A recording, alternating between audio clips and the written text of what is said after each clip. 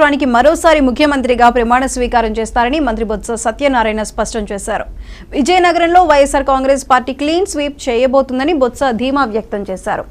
IAS conferment ను వాయిదా వేయాలని యూపీఎస్సీకి చంద్రబాబు లేఖ రాయడంపై ఆయన స్పందించారు. పేదలకు సేవ చేయడం చంద్రబాబుకు నచ్చదని, అందుకే ప్రతి విషయంలోనూ లేఖలు రాస్తున్నారని బొత్స మండిపడ్డారు. తమ ప్రభుత్వం పేదలను ఆదుకుంటుంటే చంద్రబాబు అడ్డుకుంటున్నారని మండిపడ్డారు.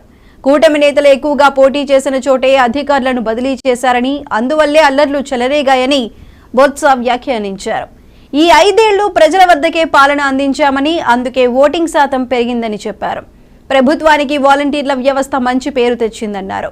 ఇతర రాష్ట్రాలు సైతం వాలంటీర్ వ్యవస్థను అమలు చేసేందుకు ప్రయత్నం చేస్తున్నాయని బొత్స తెలిపారు. వాతావరణం కూడా చల్లబడింది. ఎన్నికల్లో ఉన్న వేడి వాతావరణం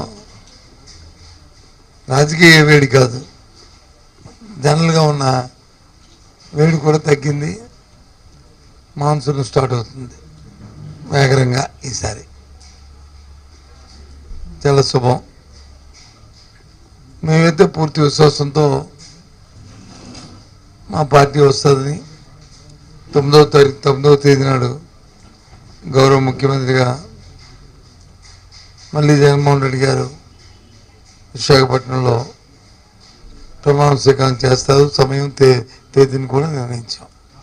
మీరు అడగచ్చు, ఏంటి సార్ అంతా నమ్మకమని.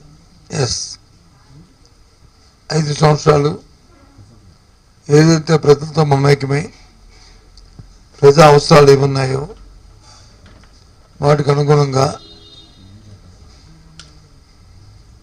వారి జీవన ప్రమాణాలు పెరిగే విధంగా చేసిన ప్రతి కార్యక్రమం, తీసుకున్న ప్రతి నిర్ణయం వారి తాలూకా ఆర్థిక పరిస్థితి మెరుగుపడమే కాకుండా సమాజంలో, సంఘంలో ఒక గౌరవాన్ని కూడా ప్రతి సామాన్య పౌరుడికి వచ్చింది. ముఖ్యంగా మహిళలకి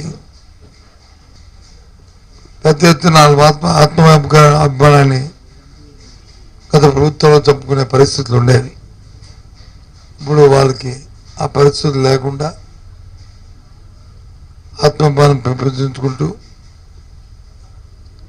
వారి పిల్లల్ని చక్కగా చదివించుకునే పరిస్థితులతో పాటు వారి విధానంలో కూడా మార్పులు వచ్చాయి. ఇది మాటల్లో కాదు,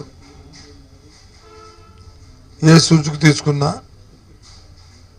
అన్ని సూచికలు కూడా ఇంతకుముందు దేశంలో 17, 18, 19 స్థానాలు ఉన్న జీడిపి కానీ, పర్ క్యాపిటా ఇన్కమ్ కానీ, ఇది పావర్టీలో ఉన్న రిలేషన్ కానీ అన్నీ కూడా ఇప్పుడు 3, 4, 5 స్థానాల్లోకి రాష్ట్రం రావడం అనేది గొప్ప పరిణామం, గర్వకారణం కూడా రాష్ట్రానికి. ముఖ్యంగా ఇంట్లో విద్య, వైద్యం ఈ 2 ఒక మార్పులు తీసుకొచ్చాం, పెద్ద మార్పులు తీసుకొచ్చాం, విప్లవాత్మకమైన మార్పుల్ని, రిఫార్మ్స్ జరిగినాయి. ఆ రిఫార్మ్స్ మామూలు రిఫార్మ్స్ కాదు, అవి రెవల్యూషనరీ రిఫార్మ్స్ అవి జరుగుతున్నాయి.